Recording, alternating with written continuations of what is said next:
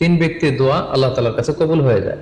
এই দোয়া আল্লাহ কখনো ফিরিয়ে দেন না। এর মধ্যে একটা দোয়া হচ্ছে দাওয়াতুস সাইম, রোজাদারের দোয়া আল্লাহ কখনো ফিরিয়ে দেন না। দাওয়াতুস সাইমি মাকবুল, এটা আল্লাহর কাছে কবুল হয়ে যায়। ঠিক ওই মুহূর্তটাতে আল্লাহ তাআলার সফট কর্নার খুব বেশি গ্রো করে, আল্লাহর রহমতের দরিয়ার মধ্যে একটা অভাবনীয় জোশ পড়ে যায়।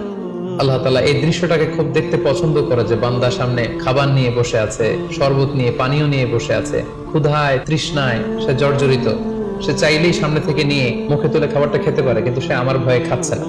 তখন আল্লাহ তাআলা এই দৃশ্যটা দেখতে বড্ড পছন্দ করেন। ঠিক এই মুহূর্তে আপনি যখন বুদ্ধি করে আল্লাহ তাআলার কাছে চাইতে শুরু করবেন, কায়মনো বাক্যে চোখের পানি ছেড়ে, আপনি চাইতে দেরি হবে, এই দোয়া আল্লাহ তাআলার কাছে কবুল হতে দেরি হবে।